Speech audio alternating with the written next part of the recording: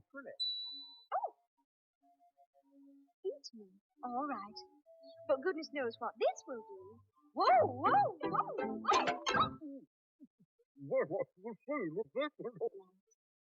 Oh, thank you. Don't mind if I do. Oh, no, no, not again.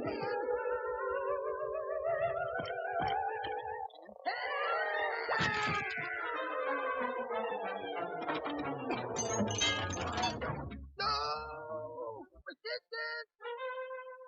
A monster, Dodo, in my house, Dodo. Dodo. Yes, indeed. An extraordinary situation, but simply flip out the chimney. Yes. Go on, pull it out. Me. Yeah! Let go! Ah! I'm sorry, but I must do something. Not me. You barbarian. I'm tired of being only 3 inches tall. Yeah.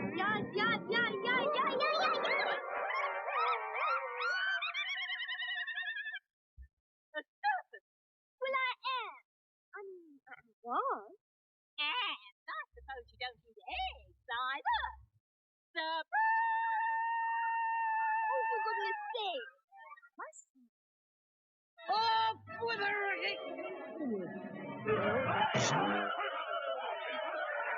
You know. And as for you, Your Majesty. Naturally. Oh! Eat me. All right. But goodness knows what this will do. Whoa!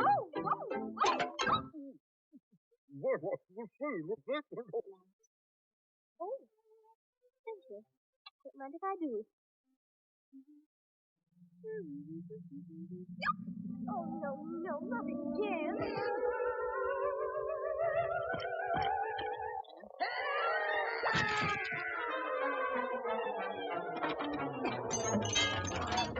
No! Resistance! A monster, Dodo, in my house, Dodo. Dodo. Yes, indeed. An extraordinary situation, but simply flip out the chimney. Yes. Go on, pull it out. Me. Yeah! Let go! Ah! I'm sorry, but I must do something. Not me. You barbarian. I'm tired of being only 3 inches tall. Yeah.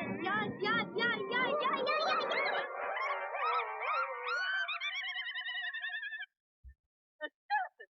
Well, I am. I was. And I suppose you don't eat eggs either. Surprise! Oh, for goodness sake. Off with her!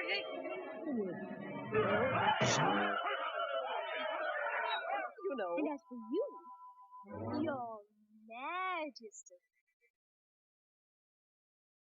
The adaptation we will be discussing this week hardly needs an introduction. It is, without a shadow of a doubt, the most beloved, popular, and well-known version made to date. More people, in fact, have seen this movie, or at least know about the movie, than have actually read the book. I suppose when discussing Disney that isn't especially surprising, but the simple fact remains that more people are introduced to the works of Lewis Carroll by this film than the actual books themselves. Walt Disney had always had a fascination with the Alice stories. In fact, his career basically started with the tales of Carroll, at least in a way. Between 1923 and 1927, Disney and his then-partner and friend, Ub Iwerks, created a series of silent short films called the Alice Comedies, which featured a live-action girl named Alice, first played by Virginia Davis, who ventured into a cartoon world and went on a variety of adventures alongside a smiling cat called Julius. The comedies owed practically nothing to Carroll, but the superficial similarities, right down to the first short being entitled Alice's Wonderland, were clear. Later, in 1936, Disney released a Mickey Mouse cartoon, one of my favorites in fact, called Through the Mirror, in which Mickey has an out-of-body experience where he ventures through the looking glass in his bedroom, shrinks down, and enters a world of living playing cards and household objects. He even dances with the Queen of Hearts and has a sword fight with the King. This cartoon would later be a major inspiration for the game Epic Mickey, as several elements of the video game would be based on the cartoon. In point of fact, Disney had wanted to produce a feature-length animated film of Alice at least since the success of Snow White in 1937, although some records claim he may have had it planned even earlier than that. As early as 1939, a full story reel and script had been developed, along with dozens and dozens of pieces of concept art, all the work of a man by the name of David Hall. However, work on the film was brought to a screeching halt when the U.S. got involved in World War II, and during the course of the 1940s, a new artist was brought onto the project, Mary Blair. Blair, widely regarded as one of the most influential and beloved art directors and concept artists Disney ever had on staff, would transform the project from the ground up, taking less influence from John Tenniel and more the art of various South American cultures. It's also possible that some influence may have come from a 1949 edition of the Alice stories illustrated by Leonard Weisgard. Weisgard's illustrative style bears a striking resemblance to Blair's, and the book did predate the final film by a good 2 years. But, given how long the movie had been in production by that point, it's a subject up for debate. Regardless, Blair's intensely graphical and vibrantly colored approach to the style of the film would set the tone for the animators and other creators working on the final product. Another person who perhaps does not get enough credit for his contributions on this project is Bill Peet, who for years worked as Disney's chief storyman and did extensive work on Alice when production began in earnest again at the end of the war. While Blair's sense of color and overall style was certainly prominent and deserves all the kudos it gets, Pete seemed to be more influential in terms of the character designs. The cast of the film is an interesting selection. The voice artists featured were not major stars or contract players, like many in the earlier 1933 Paramount film, but they were also not generally relative unknowns. Performers such as Ed Wynn, Jerry Colonna, Sterling Holloway, Bill Thompson, Verna Felton, and J. Pat O'Malley, just to name a few, were all recognizable character actors and radio performers, with unmistakable voices. Several of these actors also provided the live-action reference footage for the movie. In fact, at the Mad Tea Party scene, much of the audio heard in the film was actually recorded at those live-action reference gatherings, since it was decided that the performances there were funnier than those tried in the sterile recording studio later on. While most versions of the Alice stories are musicals in some sense, given the fact that the books themselves are filled with poems and songs written by Lewis Carroll, the Disney movie boasts an astonishing 18 separate songs, including reprisals. Up to date, that makes for more songs than any other Disney movie. The music was the work of various people, but the ones who deserve the most credit are composer Sammy Fain and lyricist Bob Hilliard. Most of the songs that were included in the final product were their work, and a good dozen songs or more were considered from the movie, but later scrapped. One such tune, Beyond the Laughing Sky, was later reworked into Second Star to the Right for the company's next release, Peter Pan. Incidentally, Peter Pan would also feature actors Catherine Beaumont and Bill Thompson as Wendy Darling and Smee, respectively, and would also be heavily influenced by the artworks of Mary Blair, Bill Peet, and David Hall. While the film is widely considered a classic today, as most Disney properties are, upon its initial release, the movie actually failed at the box office. It cost $3 million to make and only made about $2.5 million. Critics of the time were also rather lukewarm in their response to it. Keeping this in mind, as well as the history involved, how does this film hold up today as far as adaptations go? Is it a classic that wasn't appreciated fully in its time, or is it ultimately no match for some of Disney's most prominent pictures? Well, to be perfectly honest, everyone, full disclosure, I love this movie. As far as more or less direct adaptations of the books go, this one is probably the very best, as well as one of my personal favorites. Now keep in mind I say this with as much objectivity as I possibly can, but I will also confess there is a decided bias. Like many people, I suspect, this film was my introduction to the stories. I actually didn't read the Carroll books till I was in middle school. Now the main criticism this movie got when it came out, and it's actually one still hurled at it today, is that it strays too much from the original Carrollian text. While I'm going to spend much of this review praising this picture from top to bottom, I will concede that is sort of a good point.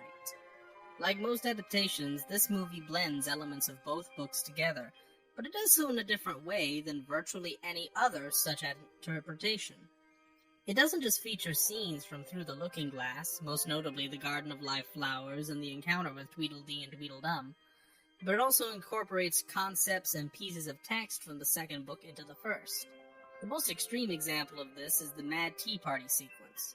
In the book, the Hatter, Hare, and Dormouse aren't having tea because they want to, it's because they have to. It's revealed that the Hatter has had a quarrel with Father Time, and Time is so upset he's basically forced the trio to be forever stuck at tea time. The concept of the unbirthday is actually taken from the second book. During Alice's encounter with Humpty Dumpty, the Eggman— no, not that Eggman— he explains that part of his costume is an unbirthday gift, and then goes off on a tangent from there. In the film, the two scenes are essentially combined. The reason for the endless Mad Tea Party is because the trio are celebrating their unbirthdays, which take place 364 days out of the year, any day that isn't a birthday. Now, personally, I have no problem with these kind of combinations. My perspective is that changes made in a film or other such adaptation are never wrong, provided they are at least as good as the original or even better. While I'm not entirely sure I can say anything in the Disney film is better than the Carolian classic, there's nothing outright bad I can think of to say about it either. The animation, of course, is top-notch, and because of the absurd world it takes place in, it's allowed to be extremely cartoony and wild. The music is infectious, too, even though some of these songs only last a few seconds long, and most are barely a minute or two. They remain catchy and indelible for a reason. I also have to say that while not every version of the characters in this film are my absolute favorite versions of those characters, this movie represents those characters in a way no version before it ever could, or perhaps it would. The 1933 film had its moments, but much of it was more about the actors and the costumes than the actual characters they were playing. The 1931 picture and various silent treatments before it were more about being crazy and visually odd than anything else. The characters and story were secondary. Disney, however, focuses on the characters themselves, and the ones portrayed here are widely considered to be the definitive versions. Some of them actually expand on elements already present in the original stories. In the books, for example, the Cheshire Cat is mischievous, but he's also clearly on Alice's side. He's creepy, and he plays tricks on some of the other characters, but she considers him a friend, and even if he is cryptic and playful, he gladly gives her advice and directions. In the Disney film, the cat is played up as a much more chaotic character, as he gets Alice into trouble just as often as he helps her out. You're never sure whose side he's on or how genuinely good he is. In fact, some Disney outlets have labeled him as a villain in the ranks of Disney's characters as a result. I think this is unfair, and it's wisely made a rarity, but it shows you the way the film plays with the concept. Nowadays, that's the general outlook on the character, and why so many other people love him so much. Again, it was present in the original story, but it's focused on a lot more here. The plot itself is another example of a change Disney made that has since become the standard, and was never explored before. The original books are noteworthy because they don't really have any real point. Alice just kind of goes from one crazy adventure to another crazy adventure. She does have a goal in each story and a motivation, but there's little rhyme or reason and there's no moral to the whole thing. This is actually what made the books popular. However, most screen and even stage interpretations of the story do give it some sort of point, either by giving it a more solid storyline or, more frequently, giving it a moral lesson. In the case of this movie, the lesson Alice learns is very similar to that from The Wizard of Oz, that being, there's no place like home. However, because the actual structure of the film is still very loose, with Alice slipping through Wonderland, tripping her way from one weird encounter to the next, the oddness and dreamlike quality of Carol's original stories is kept intact.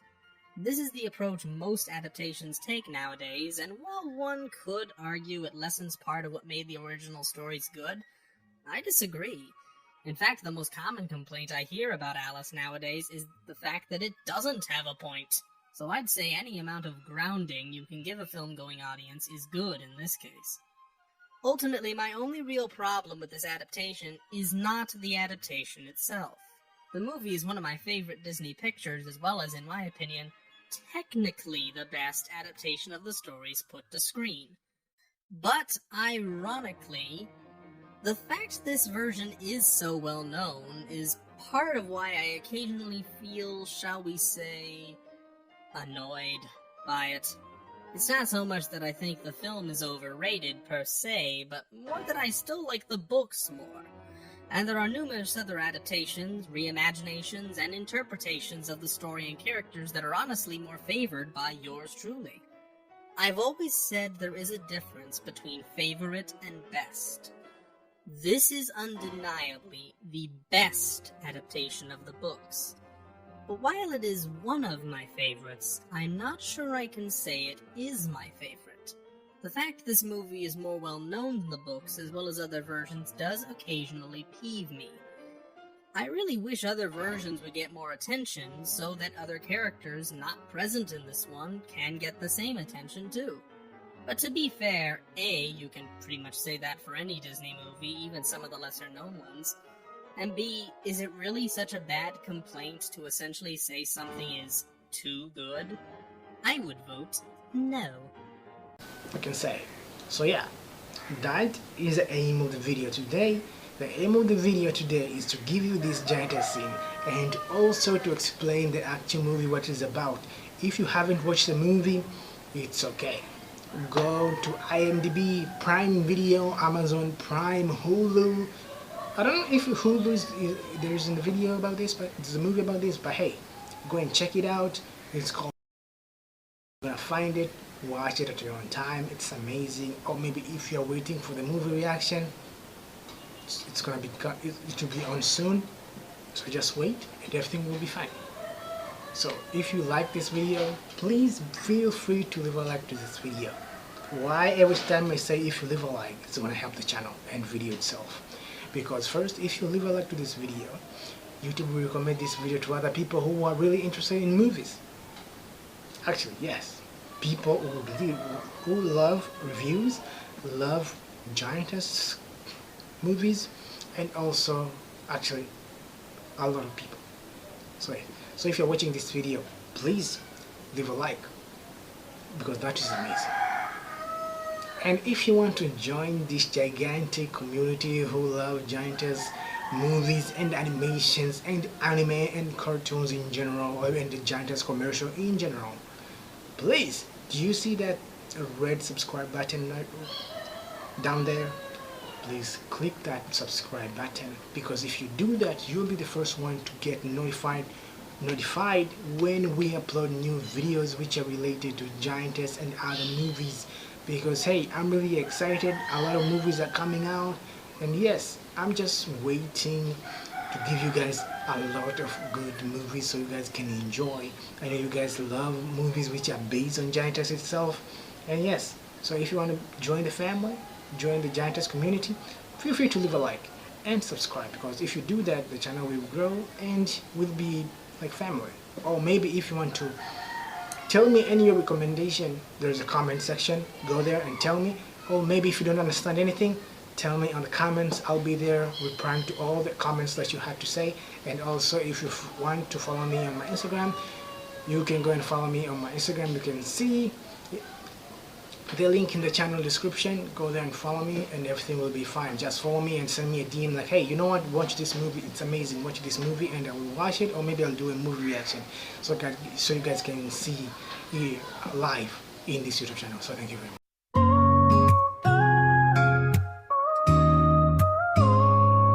In a world where you stand so tall, the spotlight shines, but it feels so small. Caught in your charm, I wanted your grace, but I was just a name in your public space. Every glance, every smile was a show, but inside my heart I began to know. Giantess, you're my fake love dream, living in your shadow, never as it seems. All the glitz and glam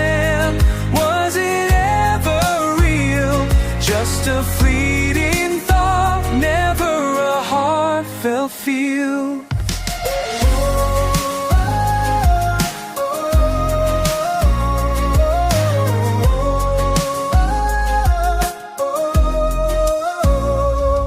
Wrapped in your arms like a fragile toy. Thought I was special, just a passing joy. You built me up in a grand design, but I see now love was never divine. The photo shoots, the stage romance. In your large world, I barely had a chance. Yeah, Giantess, you're my fake love dream. Living in your shadow, never as it seems. All the glitz and glam, was it ever real? Just a fleeting thought, never a heartfelt feel.